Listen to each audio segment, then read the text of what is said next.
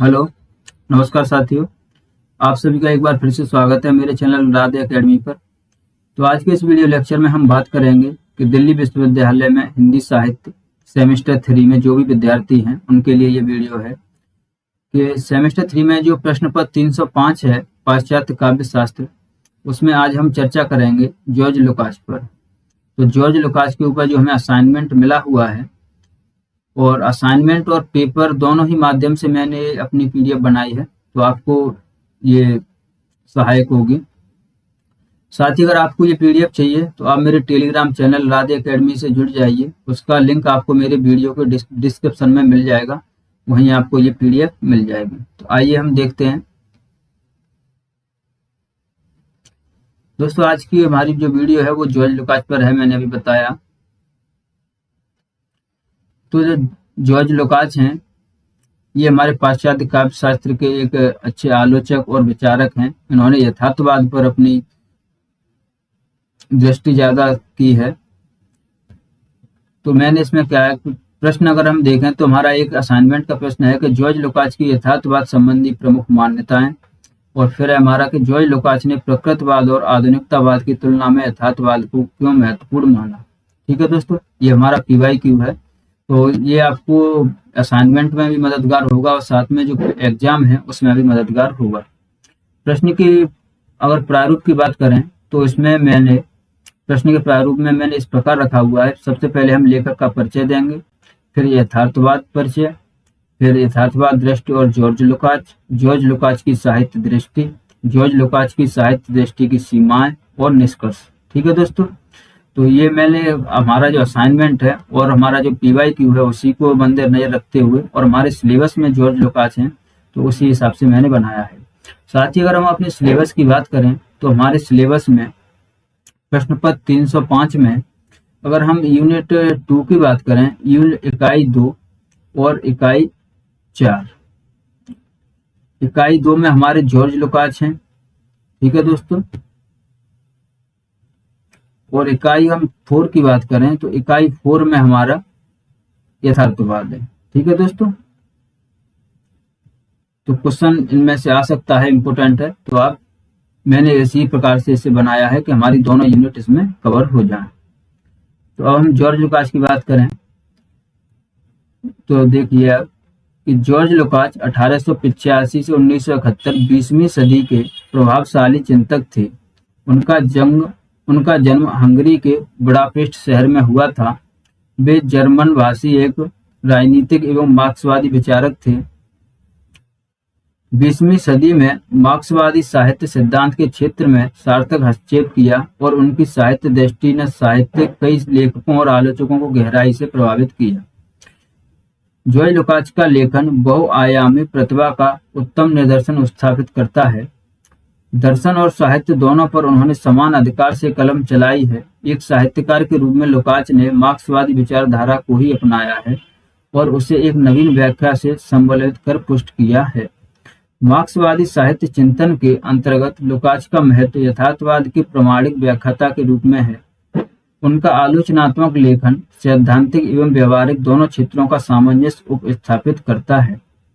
उनके रचनात्मक महत्व को पहचानते हुए डॉक्टर शिव कुमार मिश्र का मानना है कि फ्रांस ही क्या, समूचे यूरोप, यहाँ तक कि समूचे पश्चिम में जॉर्ज लुकास जैसा कोई भी दार्शनिक, साहित्यकार, विचारक उत्पन्न नहीं हुआ। तो दोस्तों, यहाँ तक हमने देखा जॉर्ज लुकास के बारे में कि जॉर्ज लुकास हंगरी से अपना संबंध रखते हैं, यानी जो पश्चिम में, जो यूरोप में हंगरी देश है, वहां से ये संबंध रखते थे। और यह एक मार्क्सवादी थे। उन्होंने मार्क्सवाद की जो व्याख्या की है वो यथार्थवाद के संबंध में की है कि साहित्य में जो यथार्थवाद है उसमें मार्क्सवाद की क्या भूमिका रही है और कैसे उसका उपयोग किया जाए, उसी पर उन्होंने बात की है। साथ ही अगर हम इनकी आलोचना की बात करें तो इन्होंने सैद्धांतिक और व्यवहारिक दोनों क्षेत्रों में अपनी आलोचना की है। हमारे एक आलोचक हैं शिव कुमार मिश्र, उनका मानना है कि फ्रांस ही क्या, समूचे यूरोप और पश्चिम में जॉर्ज लुकास जैसा कोई भी दार्शनिक और साहित्यकार, विचारक उत्पन्न नहीं हुआ। ठीक है दोस्तों, तो यहाँ तक हमने जॉर्ज लुकास के संबंध में जाना। आगे की दोस्तों मैं माफी चाहता हूँ, आगे की जो 1-2 लाइन है वो फॉन्ट चेंज होने की वजह से, यानी वर्ड से PDF कन्वर्ट करते समय फॉन्ट चेंज होता है, तो वो कुछ पंक्तियां शब्द इधर के उधर हो गए हैं, तो उसके लिए आप देख लेना। नेक्स्ट है, अब हम यथार्थवाद की बात करेंगे। अगर हम यथार्थवाद की बात करें तो यथार्थवाद साहित्य में किस प्रकार से प्रयोग होता है, उसका क्या संबंध है, तो उसी की हम चर्चा करेंगे। यथार्थवाद एक यौगिक शब्द है जो यथार्थ और वाद के संयोग से बना है, जिसका शाब्दिक अर्थ है जैसा है वैसा ही बता देना। अंग्रेजी भाषा में यथार्थवाद के लिए प्रचलित शब्द है रियलिज्म है। ठीक है दोस्तों, ये हमारे यूनिट 4 के लिए इम्पोर्टेंट है। यहाँ से अगर हम देखें तो ये हमारे यूनिट 4 में जो यथार्थवाद दिया हुआ है तो उसके लिए इम्पोर्टेंट है देखना। वस्तुतः यथार्थवाद दर्शन क्षेत्र का शब्द है, वहीं से साहित्य कला एवं इतिहास के क्षेत्र में प्रचलित हुआ है विश्व साहित्य कोश के अनुसार। ठीक है, तो विश्व साहित्य कोश के अनुसार इसकी परिभाषा क्या है वो हम देखेंगे। अगर हम यथार्थवाद शब्द की बात करें तो ये सबसे पहले यथार्थवाद है, ये किस में आया, तो ये सबसे पहले दर्शन में आया, उसके बाद साहित्य और इतिहास में ये बाद में आया। ठीक है दोस्तों,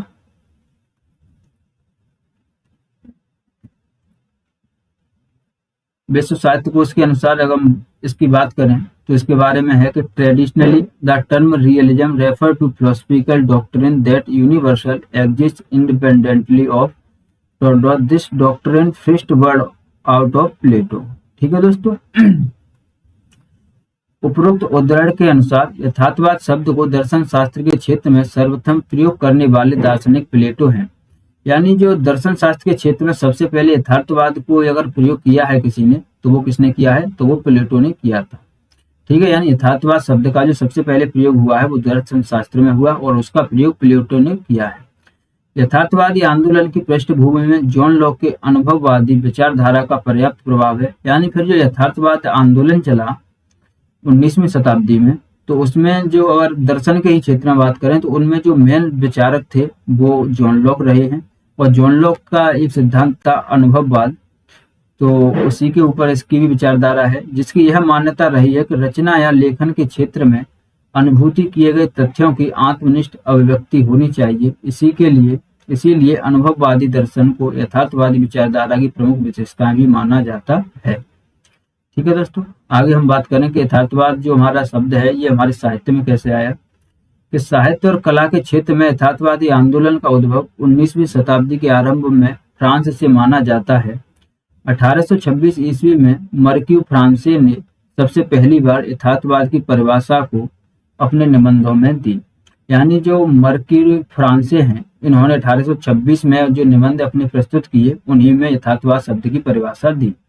साहित्य के क्षेत्र में 1857 ईस्वी में फ्रांसीसी उपन्यासकार फ्लोबेर, दोस्तों ये नाम ध्यान रखना इम्पोर्टेंट है, यथार्थवाद से जुड़ा हुआ है, कि जो फ्रांसीसी उपन्यासकार थे फ्लोबेर, इनका उपन्यास था मदाम बोवारी नामक उपन्यास लिखा। यानी यथार्थवाद के ऊपर इन्होंने एक अपना उपन्यास लिखा जिसे प्रथम यथार्थवादी उपन्यास माना जाता है। इस प्रकार साहित्य शास्त्रियों का यह मानना है कि 1855 के आसपास तक पाश्चात्य कला एवं साहित्य जगत में यथार्थवाद का प्रवेश हो चुका था। ठीक है दोस्तों, नेक्स्ट है दोस्तों, ये इंपॉर्टेंट है, इसे आप जरूर ध्यान रखना कि 1855 में फ्रांस के प्रसिद्ध चित्रकार कुर्वे ने अपने द्वारा बनाए गए यथाचित्र चित्रों की प्रदर्शनी का नाम यथार्थवाद रखा था। अगर दोस्तों आप यथार्थवाद शब्द की बात करेंगे, अगर आप गूगल पे भी सर्च करेंगे यथार्थवाद के प्रयोक्ता कौन है, यानी इसका किसने नाम आएगा, तो वो कुर्वे का ही नाम आएगा। यानी यथार्थवाद से जुड़ा हुआ नाम किसका आएगा, तो वो कुर्वे का ही आएगा। कुर्वे एक चित्रकार थे और उन्होंने अपनी एक चित्र बनाए थे, उन्हीं प्रदर्शनी के नाम का नाम रखा था, वो रखा था यथार्थवाद। ठीक है दोस्तों, अब हम यथार्थवाद संबंधी विभिन्न विद्वानों के मत देखेंगे। तो इसमें सबसे पहले हमारे डॉक्टर नगेंद्र हैं। तो डॉक्टर नगेंद्र यथार्थवाद के संबंध में क्या कहते हैं कि यथार्थवादी आंदोलन सर्वप्रथम फ्रांस से आरंभ हुआ, सन 1850 से 1865 के बीच अपने चरम उत्कर्ष पर पहुंच गया। जब पहली बार फ्लोबेर का उपन्यास मदाम बोवारी निकला तो उसे यथार्थवाद की विजय माना गया। ठीक है, यानी जो हमारे नगेंद्र जी हैं वो भी यथार्थवाद का संबंध फ्रांस से ही मानते हैं 1850 से 1865। और साथ ही उन्होंने जो फ्लोबेर नाम है जो उपन्यासकार हैं उनकी बात की है कि उनका जो उपन्यास है मदाम बोवारी, उसमें इसकी चर्चा मिलती है। फिर हैं डॉक्टर जॉनसन। डॉक्टर जॉनसन के अनुसार देखना उन्होंने क्या कहा है कि यथार्थवाद वस्तु से संबंधित है, व्यक्ति से नहीं। यानी जो डॉक्टर जॉनसन है, उन्होंने यथार्थवाद को केवल इतने ही शब्दों में बताया कि यथार्थवाद का संबंध सिर्फ वस्तु से है, व्यक्ति से नहीं। फिर कजानिया है कि यथार्थवाद कोई पद्धति नहीं बल्कि एक विचारधारा है जिसके केंद्र में प्रकृतिवादी तत्व देखने को मिलते हैं। फिर जॉर्ज लुकाच है, जॉर्ज लुकाच ने भी यथार्थवाद के संबंध में कहा है कि यथार्थवाद का संबंध साहित्य में समाज का यथावत चित्रण है।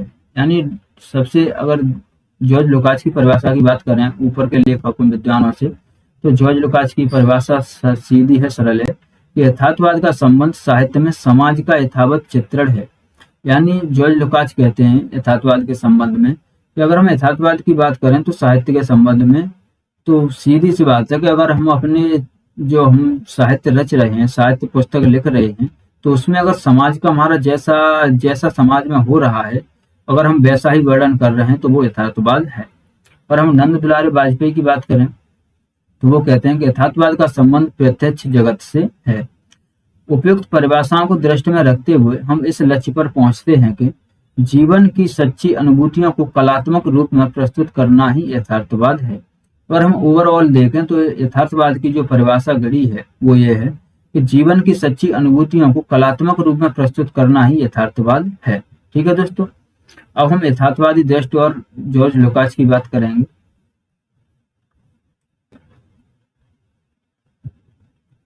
एक साहित्य आलोचक के रूप में लुकाच इस बात पर बल देते हैं कि लेखक यथार्थ का सही निरूपण तभी कर पाएगा जब वो उसको उसकी समग्रता में देखने और पकड़ने में सक्षम हो। अब दोस्तों यहाँ से देखना आप कि जॉर्ज लुकाच यथार्थवाद के संबंध में अपने क्या मत रखते हैं या उनकी क्या मान्यताएं हैं। तो वो कहते हैं कि अगर कोई साहित्यकार है तो वो यथार्थ से तभी अपना निर्णय कर पाएगा, तभी उसको समझ पाएगा, जब वो निरूपण तभी कर पाएगा जब वो उसको समग्रता में देखने और पकड़ने में सक्षम हो।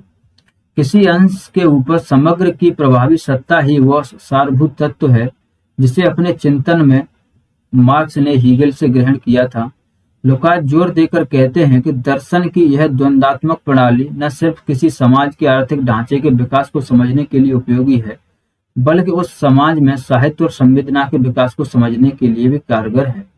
और दोस्तों जॉर्ज लुकाच की एक बात और ध्यान रखना कि ये हीगल और मार्क्स से ज्यादा प्रभावित थे और इन्होंने जो मार्क्स का सिद्धांत है द्वंद्वात्मक भौतिकवाद, उसकी व्याख्या भी की है और उसी को साहित्य में कारगर बताया है। यथार्थ को उसकी समग्रता में पकड़ना तभी संभव है जब उसके प्रति व्यक्तिवादी दृष्टि का अतिक्रमण किया जाए। और वो यथार्थवाद के संबंध में कहते हैं कि अगर हम साहित्य को देख रहे हैं तो हम व्यक्तिवादी जो हमारी विचारधारा है उसको हमें छोड़ना होगा, हमें सामंजस्य में देखना होगा, समग्रता में देखना होगा। यानी जो समाज है वो हम समग्र समाज को लेकर चलेंगे तभी हम यथार्थवाद को निरूपण कर पाएंगे।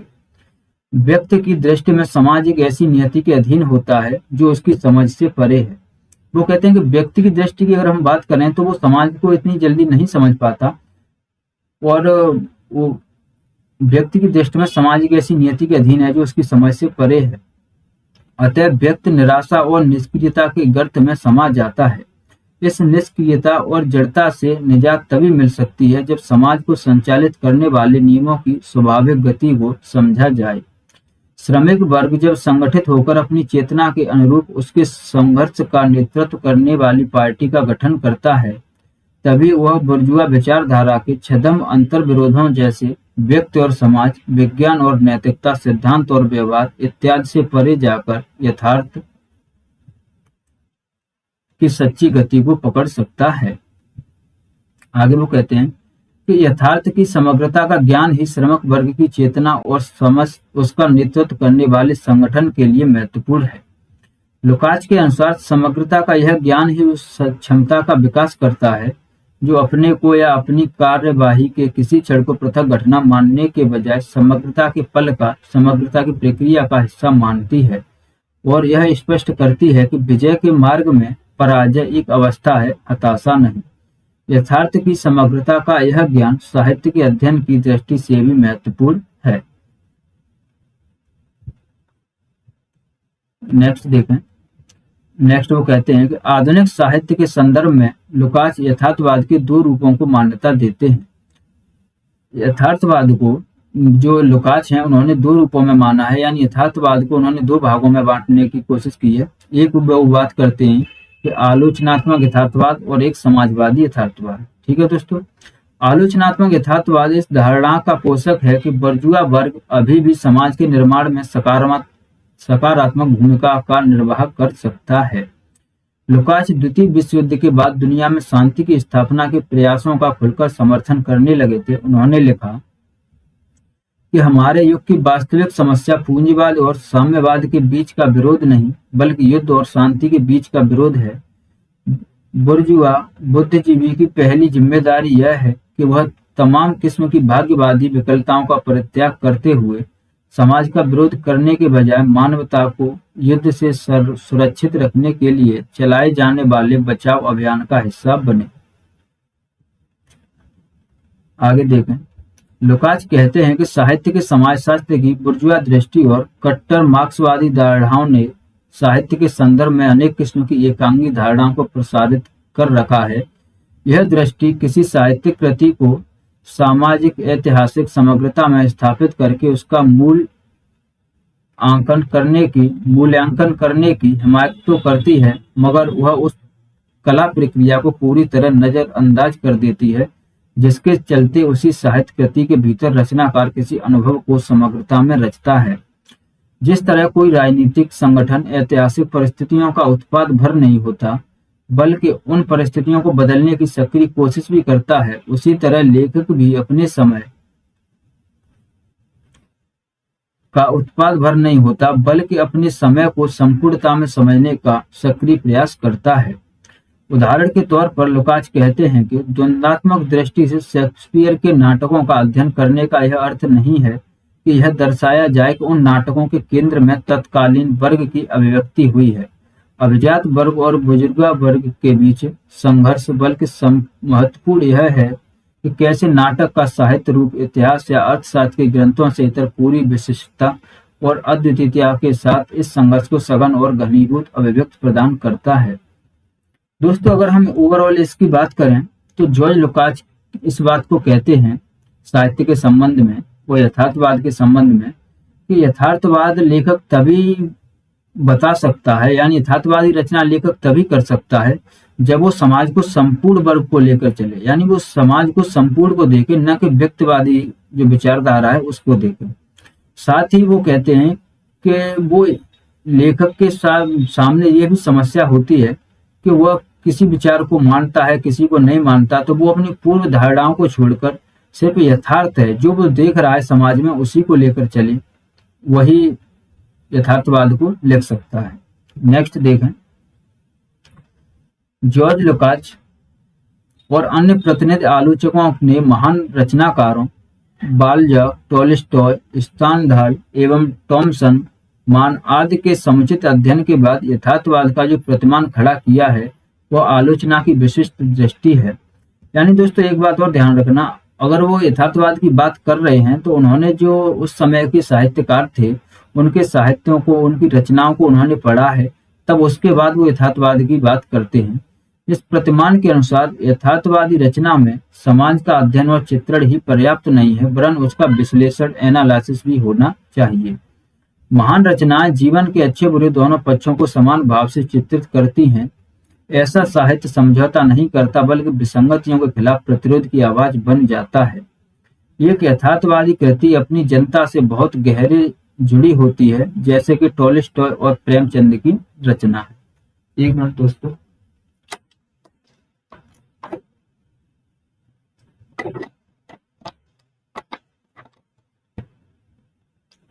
जॉर्ज लुकाच की ये बात देखना दोस्तों कि उन्होंने ये बात कही है, ये आप ध्यान से दोबारा से पढ़ें। एक यथार्थवादी कृति अपनी जनता से बहुत गहरे से जुड़ी होती है, जैसे टॉलस्टॉय और प्रेमचंद की रचना है।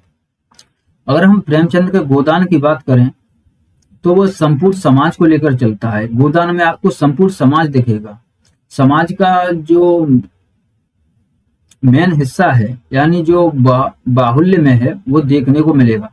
उसी प्रकार जो पाश्चात्य में टॉलस्टॉय रचनाकार हैं, अगर उनके उपन्यासों और उनकी बात करें तो जो जॉर्ज लुकाच ने देखा तो उनके उपन्यास में भी उन्हें वही सब देखने को मिला। मार्क्सवाद से प्रभावित ऐसे लेखक गरीब, सर्वहारा और दलित वर्ग के प्रति बहुत संवेदनशील होते हैं। यथार्थवादी रचनाकार जनमन की सबसे तीव्र, महत्वपूर्ण और आधारभूत समस्या को अपने सृजन में स्थान देता है, परंतु वह समस्या का आदर्शवादी काल्पनिक हल या समाधान नहीं देता और न ही हृदय परिवर्तन करवाता है। इनकी रचनाओं में पूंजीपति वर्ग के प्रति गहरी नफरत का भाव देखा जाता है। जॉर्ज लुकाच के मुताबिक महान लेखक के पास वस्तुपरक, निर्मम एवं तर्कयुक्त आलोचनात्मक दृष्टि होनी चाहिए। ध्यातव्य है कि इसे नकारात्मक नजरिया कहने से बचना होगा। महान रचनाएं व्यक्ति और समाज के अंतर विरोधों को पहचान कर उनका सटीक उद्घाटन और विश्लेषण करती हैं। यथार्थवादी रचनाकार को विचारधारा के प्रचार का सीधा वाहक नहीं बनना चाहिए। लेखक की दृष्टि पात्रों और परिस्थितियों से व्यंजित हो तो ही श्रेयकर है। स्वच्छंदतावाद का विरोध, प्रतिनिधि परिस्थितियों और पात्रों का चित्रण, यूटोपिया का प्रतिरोध की भावना एवं लोक जीवन से जुड़े भाषा, प्रतीकों और बिंबों का सृजन आदि विशेषताएं यथार्थवाद की दृष्टि की अन्य मुख्य कसौटियां हैं। उन्होंने यहाँ पे, जॉर्ज लुकास ने यहाँ पे इस संदर्भ में बताया है, इस स्टैंजा में, कि यथार्थवाद की जो साहित्य है उसके लिए क्या क्या होना चाहिए, उसकी उन्होंने बात की है। अब हम नेक्स्ट बात करते हैं लुकाच और साहित्य रूप, यानी लुकाच के साहित्य में और वो साहित्य में क्या देखते हैं कि लुकाच के समूचे लेखन में साहित्य रूप के वैशिष्ट्य के प्रति झुकाव दिखाई देता है। अब हम यहाँ पे लुकाच के साहित्य की बात करेंगे। प्रथम विश्व युद्ध के दौरान लुकाच हीगल से प्रभावित थे, यानी जो प्रथम विश्व युद्ध था, हमने देखा कि जॉर्ज लुकाच का जन्म 1885 के आसपास हुआ है और जो हमारा प्रथम विश्व युद्ध है वो 1914 से 1918 के बीच चलता है। तो उसी में जॉर्ज लुकाच देखते हैं कि जॉर्ज लुकाच उस समय हीगल से प्रभावित थे, यानी जो हीगल दार्शनिक है उनसे प्रभावित थे। The soul and the form तथा the theory of the novel जैसे उनके आरंभिक ग्रंथ इसी समय लिखे गए। ये दोनों किताबें साहित्य रूपों के विकास बिंदु बनाती हैं।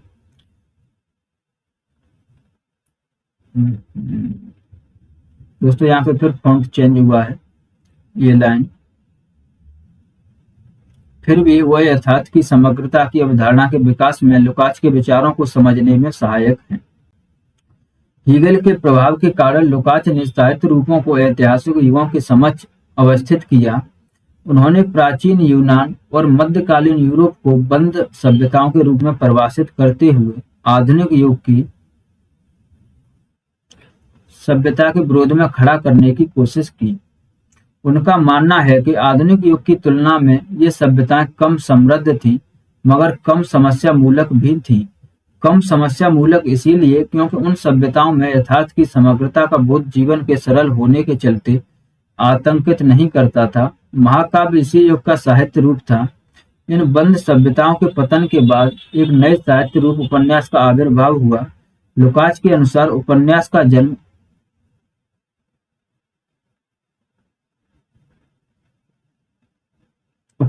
जन्म उस आसान युग में संभव हुआ जब जीवन और यथार्थ समग्र बोध को प्राप्त नहीं कर गया, जब जीवन की सार्थकता के आयामों की खोज ही समस्याग्रस्त हो गई, मगर फिर भी जीवन और यथार्थ को समग्रता में समझना मनुष्य का लक्ष्य बना रहा। नेक्स्ट देखें, लुकाच के आरंभिक लेखन पर हीगल का प्रभाव था, इसीलिए यथार्थ के समग्रता बोध के विखंडन को लुकाच ने पूंजीवादी सभ्यता के सामाजिक और आर्थिक रूपों से नहीं जोड़ा।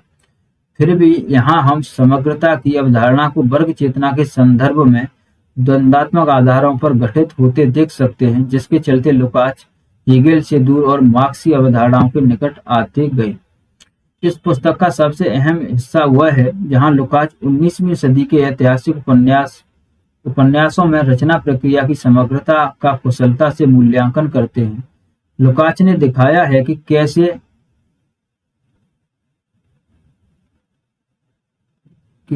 19वीं सदी में ऐतिहासिक उपन्यास का जन्म फ्रांसीसी क्रांति द्वारा लाए गए ऐतिहासिक बदलाव की चेतना द्वारा संभव हुआ और किस तरह एक साहित्य रूप के तौर पर ऐतिहासिक उपन्यास ने इन ऐतिहासिक परिवर्तनों से रूबरू होने के लिए नए प्रतीकों को आजमाया। लुकाच ने नाटक और उपन्यास के बीच के अंतर को रेखांकित किया। उनके अनुसार नाटक घटनाक्रम की समग्रता को अभिव्यक्त करता है, यानी नाटक एक बंद दायरे में किसी घटना का विस्तार से विवरण देता है, जबकि उपन्यास वस्तुगत की समग्रता को अभिव्यक्त करता है। यानी उपन्यास वस्तुगत परिस्थितियों को उनकी पूर्ण विविधता और समृद्धि के साथ चित्रित करता है। लुकाच शेक्सपियर के नाटक किंग लियर और टॉमसन मान के उपन्यास बुदेन बुक्स की तुलना करते हैं। शेक्सपियर के यहाँ अतिरंजित और लाक्षणिक घटनाक्रम का विस्तृत वर्णन पूर्णतया बंद दायरों में सीमित है, जबकि मान के यहाँ यथार्थ पारिवारिक जीवन की वास्तविक परिस्थितियों के फैलाव और प्रचुरता का कुशलता से चित्रण हुआ है। सर वॉल्टर स्कॉट की महानता का बखान करते हुए लुकाच ने स्पष्ट किया कि उन्होंने बॉलजॉक जैसे लेखक को प्रभावित किया। बॉलजॉक की गणना मार्क्स और लुकाच दोनों ने दुनिया के महानतम यथार्थवादी उपन्यासकारों में की। इस तरह हम देखते हैं कि समग्रता की अवधारणा लुकाच के साहित्य चिंतन के केंद्र में है और इसी के आधार पर उन्होंने यथार्थवाद और प्रकृतिवाद के बीच अंतर किया।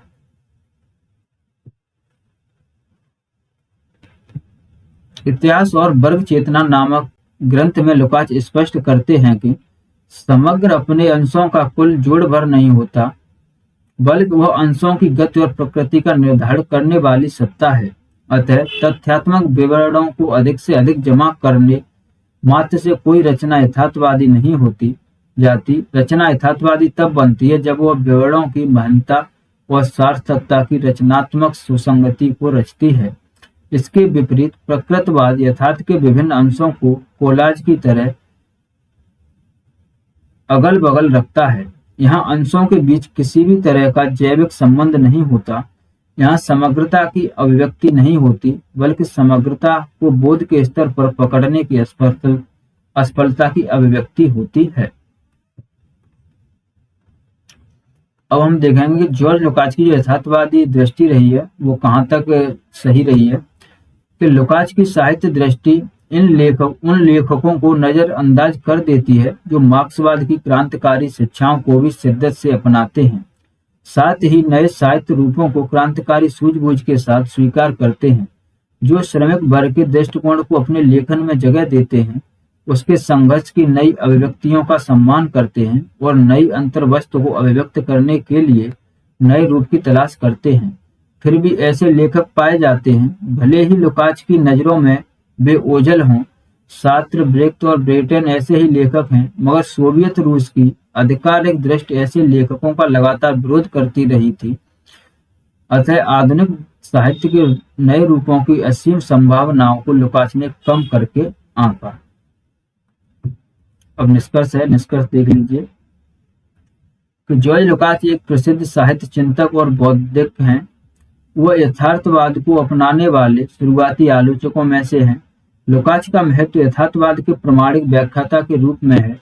उनके अनुसार मार्क्सवाद न केवल प्रत्येक तथ्य अथवा घटना के मूल आधारों की खोज करता है, उन्हें उनकी ऐतिहासिक संबद्धता तथा गतिशीलता में भी देखता है। इस गतिशीलता के नियमों का पता लगाकर वह उनके समूचे विकास क्रम को प्रदर्शित करता है। इस तरह वह प्रत्येक घटना अथवा तथ्य के ऊपर जमी धूल को साफ कर उन्हें समझने लायक बनाने की कोशिश करता है। जॉर्ज लुकाच अपने लेखन में जोर देकर कहते हैं कि लेखक को यथार्थ का सही चित्रण करना चाहिए। लेखक तभी ऐसा कर पाएगा जब वो साहित्य को उसकी समग्रता में देखने और पकड़ने में सक्षम हो। महान उपन्यासकार टॉलस्टॉय और बॉलजॉक आदि का विशद अध्ययन कर जॉर्ज लुकाच ने इसे आलोचना अथवा समीक्षा के नए प्रतिमान के रूप में विकसित किया है। उनकी दृष्टि में वह लेखक या रचना सफल और सम्मान के योग्य है जिसमें यथार्थ की समग्र, वस्तुपरक, निष्पक्ष, भय एवं पक्षपात से रहित कलात्मक अभिव्यक्ति होती है तथा जो जनता से गहराई से जुड़कर उसकी प्रतिनिधि समस्याओं को पूरे प्रतिरोध के साथ उठाती है। तो दोस्तों यही हमारा समाप्त होता है। साथ ही मैंने दोस्तों यहाँ पर आप इतनी जगह अवश्य दी है, आपको इतना स्पेस मैंने आपको दिया है कि आप अपने हिसाब से इसमें परिवर्तन कर सकते हैं। कुछ आप इसमें ऐड डाउन कर सकते हैं या कुछ हटा सकते हैं जो आपको सही नहीं लगे, जिससे आपका जो असाइनमेंट होगा वो बिल्कुल देखने में अलग होगा। उम्मीद है आपको एक दृष्टि मिली होगी। तो धन्यवाद, मिलते हैं नेक्स्ट वीडियो में। अगर आप लोगों का रिस्पॉन्स आए, अगर आपके कमेंट आते हैं कि ऐसे में वीडियो और बनाऊं, तो मैं अवश्य बनाऊंगा। अगर आपको इसका पीडीएफ चाहिए तो आपको मेरे टेलीग्राम चैनल राधे अकेडमी पर मिल जाएगा, जिसका लिंक आपको वीडियो के डिस्क्रिप्शन में मिल जाएगा। धन्यवाद, मिलते हैं नेक्स्ट वीडियो में।